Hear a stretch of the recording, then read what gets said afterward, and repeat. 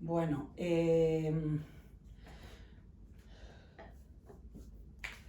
vamos a entrenar específicamente la acción de los metatarsianos, de la posteriorización de los metatarsianos. Entonces, mira la foto que voy a colgar del pie para tener claro el nuevo esquema, para poder localizar las acciones teniendo claro cómo es la estructura, anatómicamente cómo es el pie. Las cabezas metatarsianas a esta altura, justo detrás de la falange, quiero separarla de la falange.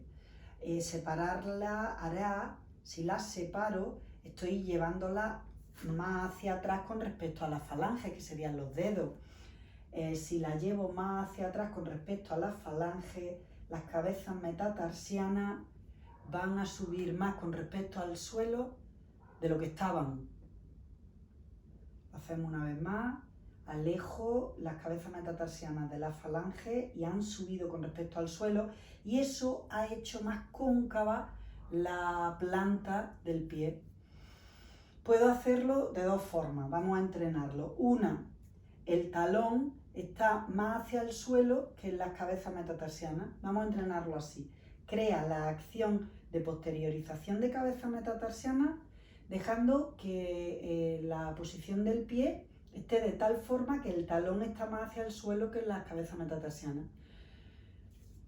He llevado hacia atrás las cabezas los metatarsianos y eso ha permitido que en la zona talón calcáneo haya más peso.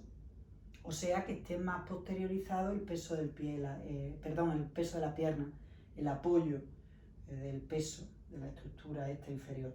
Y suelto. Cuando suelto, las cabezas metatarsianas caen más hacia el suelo. O sea, las cabezas metatarsianas van más hacia los dedos, hacia la falange, de lo que estaban yendo antes. Y el talón, por lo tanto, parece que tiene menos peso. Porque los huesos el resto de huesos del pie, respecto a los calcáneos, estos son los huesos calcáneos, pues están como alejándose, los huesos del pie están como alejándose de los calcáneos. Repito de nuevo la acción. Cuando posteriorizo, para que lo tengamos claro y aquí se vaya creando esa diferenciación de cuándo hago una cosa y cuándo no hago una cosa. Todo esto luego lo aplico a la asana. Posteriorizo los metatarsianos, alejándolos de la falange, y eso hace que el talón tenga más peso, está recibiendo el acercamiento de todos estos huesos que van desde metatarsiano a talón, hay más acercamiento. Y cuando suelto, ese acercamiento se convierte en alejamiento de los huesos del pie con respecto al calcáneo. Usar el pie con ese alejamiento de hueso de la estructura del pie, del talón, usar el pie con esa continua caída de metatarsiano hacia falange, hace que esté usando de punto de apoyo lo que no tendría que usar de punto de apoyo, que es el arco del pie. Entonces, está usando el sistema del pie, el sistema de cómo me impulso, qué apoyo para impulsar qué, lo estoy usando mal, y está haciéndose un continuo, está sobrecargándose continuamente con peso, usándose de punto de apoyo las cabezas metatarsianas. Entonces, eso va a hacer que se debilita y afecta negativamente, debilita a la pieza de hueso, que los metatarsianos, ¿no? Sobre todo a nivel de cabeza, las debilita. ¿Qué presentamos entonces? Pues hay personas, yo por ejemplo, presento problemas en la primera cabeza metatarsiana. ¿Por qué? Porque estuve muchos años con los pies planos llevando peso sobre mi cabeza metatarsiana primera. Cuanto más haga sobre esos pies, peor porque más aplastamiento hay. Entonces, ¿qué puedo hacer? Pues lo que estamos haciendo es desarrollarle conciencia. Y desarrollarle conciencia, no te vayas a creer que yo ya, como le desarrollo conciencia hoy, ya esta tarde yo me voy a correr una maratón y ya corro con el pie mejor organizado usando como punto de apoyo. No, olvídate que hay ahí una necesidad de entrenar en descarga y sin velocidad. Entonces, entreno de nuevo la acción. Bueno, al entrenar esa acción, bueno, antes de irme al suelo, apoyo de pie en el suelo, voy a entrenar otra acción que es la misma, pero con otra posición de pie. ¿Cuál es la posición de pie? Voy a entrenarme también en esa posteriorización que te recuerdo de nuevo que concava, la zona plantar, la cóncava. Concavar es que se deforma mal, aumentando la altura con respecto al suelo, se deforma hacia arriba y hacia adentro. Si los dedos van hacia arriba, esa deformación no va a suceder. Hacia arriba y hacia atrás, esa deformación no va a suceder. Hazlo todo esto para encontrar las diferencias de hacer una cosa u otra. Y lo que estábamos haciendo, que era el talón más hacia abajo, en esta posición de pie, en donde las cabezas metatarsianas quedan más por encima con respecto al suelo del talón, también puedo decidir hacerlo con las cabezas metatarsianas más por debajo del talón, es otra opción. Oye, yo lo que no puedo ir es con el pie todo el día en esta posición, está claro que no, tengo que tenerlo como uso y capacidad para hacerlo en esa posición, pero también puedo estar en esta. Y al estar en esta, hago de nuevo un recogimiento, sin que el recogimiento y la posteriorización y la concavidad, por lo tanto, suponga el adelantamiento de las metatarsianas hacia los dedos, sino que sigo creando espacios de metatarsianos con respecto a falange. Y cuidado que hay personas a las que se les puede contraer, darle un pequeño tirón en toda la musculatura de los tendones. Bueno, tirón no te va a dar en el tendón, ¿no? Pero que lo vas a notar sobre todo como si se te bloqueara todos estos tejidos blandos que unirían la falange con la tibia y con el peroné. Entonces, los tejidos que unirían la parte delantera del pie con la parte trasera del pie y de la pierna. Entonces, recoge, dando la posibilidad también de que el calcáneo, el talón, esté por encima. Entonces, antes de hacer ese cambio, antes de eso ya, voy a hacerlo presentando como límite lo que sea capaz de recoger con respecto a mi falange. Entonces me sale completamente otra cosa diferente y suelto. Y de nuevo, lo hago despacio. Entonces, cuanto más sujetes la acción desde la parte superior del cuerpo, mejor. Pero tampoco ahora nos compliquemos. Lo hace en el otro pie. Primero, con el talón, versión talón al suelo. Y segundo, tú dibujas la concavidad. La concavidad lleva pareja una convexidad aquí. Como si esta zona del empeine se hace más convexa, que es lo contrario a cóncava. Y también ahí eso se aleja de la falange. Esa zona metatarsiana empeine se aleja de la falange, lo mismo que esta, las dos partes. Entonces dale matiz a las dos partes, a la que está sería empeine y a la que sería planta.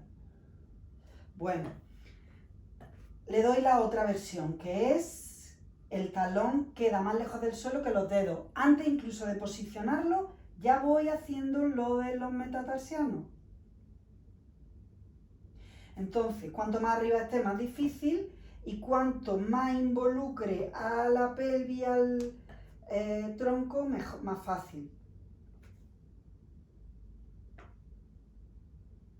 Entonces parece que estoy en punta, pero yo lo que estoy haciendo es alejarme de mi metatarsiano, de mi falange. Bueno, pues ahora lo voy a hacer estando aquí sentada, junto los pies, para que no se me abran y se me alejen, para que esas concavidades no se alejen la derecha de la izquierda, sino que tengan un punto de unión entre ambas, pero que eso no suponga la no concavidad plantar. Entonces, lo mismo. Aquí, como está el suelo, no voy a poder hacer la segunda versión a menos que eleve los talones, pero no lo voy a hacer, no me interesa ahora elevarlo. Entonces, de ahí recogería los metatarsianos lejos de los dedos del pie, dándole concavidad, permite que pase con calidad, menos va a ser más, y repártelo por todos los dedos.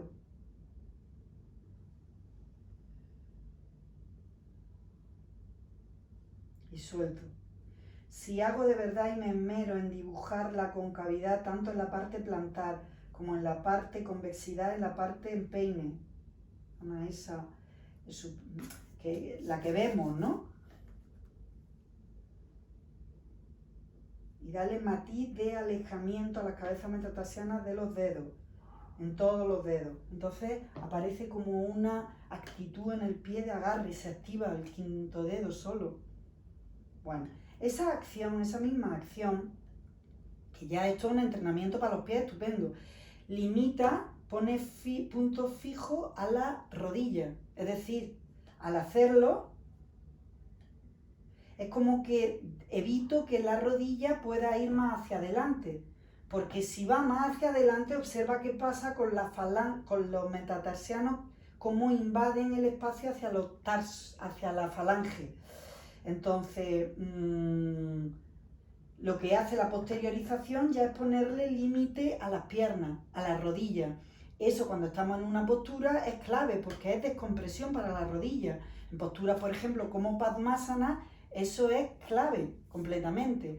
Padmasana, en posturas como, ¿qué te digo yo? Purvottanasana, eso es clave para que te recoja de verdad y la pelvis pueda elevarse sin un fémur que se cae, o sin unos metatarsianos que se caen hacia la falange, o en posturas como Urdhva Mukha Svanasana, en donde estoy extendiéndome, como te apoyas en los empeines desplomando los metatarsianos, estás perdida, porque tu pelvis tiene entonces el rango de movimiento de adelantamiento y por lo tanto elevación está acortado, está limitado. Entonces empieza Urdhva Mukha Svanasana, la del saludo al sol y mirada hacia arriba.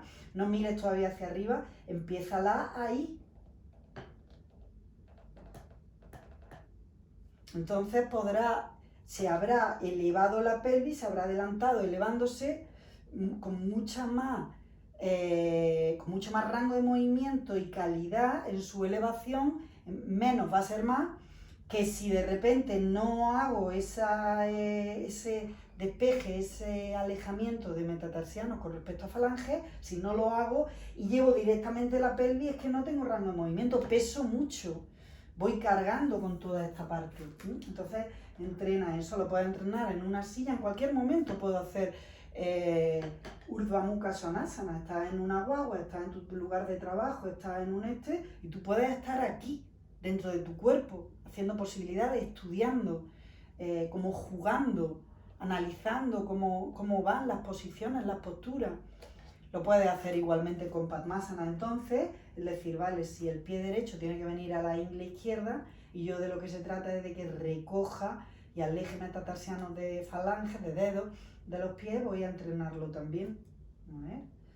Claro, entonces la rodilla ya no tiene tanta presión, si no tiene tanta presión es más fácil que venga el pie a la ingle contraria. Un error que tenemos aquí, lo ha expresado antes Eli muy bien en su Marichasana que llegó con las manos hoy, dice, no me centré tanto aunque esta no es Marichasana, pasa lo mismo, no me centré tanto en llegar con el pie aquí, es decir, en tocarme las manos, decía él, sino me centré más en el contacto ese, en la posteriorización del fémur. Pues céntrate más en que tenía la pierna, la rodilla, que recibir un límite por parte de esa posteriorización del fémur. Entonces, en vez de empeñarte olvidando eso, en traer el mulo y que entonces ya la pierna, el fémur, vaya hacia la rodilla, por lo que me pondrá un límite y me dolerá por hiperpresión en la articulación de la rodilla. Entonces, en vez de eso, lo que hago es como si me siguiera trayendo el fémur,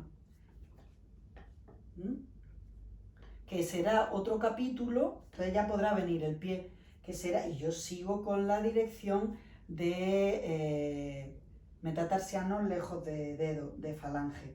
Aquí, por ejemplo, estaría la versión no de talón más hacia el suelo que los metatarsianos, sino esta versión. Iba yo a decir algo aquí. Entrena esto. Entrénalo en una silla, poquito a poco. Fíjate, tengo como licor del polo en la pierna. Tengo como una frescura en la circulación y se siente como ligero. El pie es como agradecido, es más mío. Soy como más dueña y tengo más control sobre mi pie. No se ha independizado él con mucho peso encima y que el pobre solo no puede hacer nada.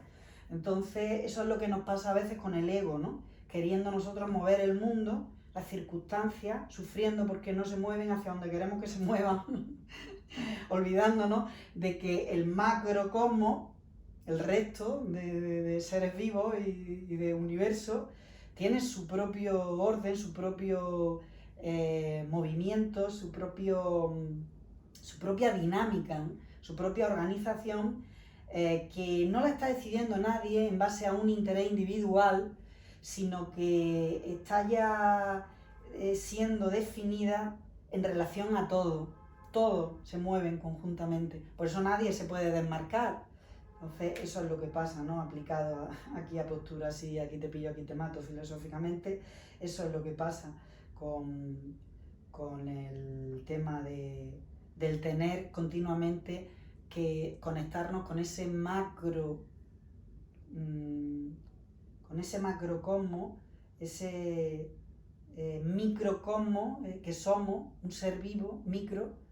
Tenemos que conectar, meternos dentro y pertenecer a ese movimiento macrocosmos, porque si no estamos listos, estamos sin energía, porque queremos nosotros mover todo el mundo, siendo nosotros el centro del universo y no lo somos.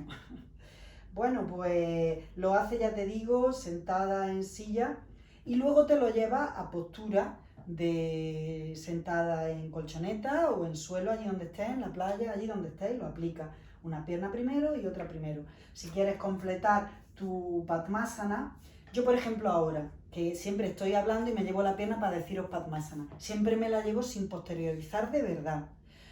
Porque uno puede tener muy controlada la posteriorización y tal, o que ya estén colocadas más las piezas más cerca y que funcionen así tal, que sería al final la intención, ¿no? No tendríamos por qué ir completamente, continuamente, ¿sabes? Andando y decir, uy, a ver el metatarsiano y tal, porque sería un sobreesfuerzo también, ¿no? Pero sí que necesitamos practicarlo y ponerlo vivo a diario. A diario, y cuantas más veces lo haga a diario, mejor. El llevar atención a cómo estás haciendo las acciones, así de verdad están siendo posteriorizadas o no. Entonces lo que te digo es, si hago la posteriorización en Padmasana y estoy ya en suelo, imagínate que ya estoy sentada en el suelo, pues te puedes retar, continuar la postura está aquí, a la vertical, y una forma de continuarla es inclinarme. Lo que hay que continuar, que es la posteriorización. Como no te posteriorices, esa inclinación va a romper de aquí hacia abajo la dirección de elevación y de posteriorización y ya la convertirá en un adelantamiento y descenso. Entonces, entrénate en eso también. Hay veces que entrenarlo en una silla te puede ser más fácil. ¿Por qué? Porque no te vas a encontrar con el suelo como limitación. Pero ojo, que el suelo te va a avisar de verdad de cuando no lo estás haciendo. Y aquí en la silla no te vas a dar cuenta, porque si hubiera aquí un suelo, no lo tienes para que te frene. Entonces podrás bajar más sin darte cuenta y ese bajar será un adelantamiento de pierna. Así que hazlo en suelo y en silla. Lo haces con una pierna y con la otra. Yo no me extiendo más para que no sea tan largo y continuaremos con el segundo capítulo de qué pasa entonces con esa posteriorización y ya he llegado y he sujetado la rodilla y están sin presión. ¿Qué hago entonces en el fémur? ¿Cómo juega esa pieza de posteriorización con respecto al isquión y a la cresta? Segundo capítulo.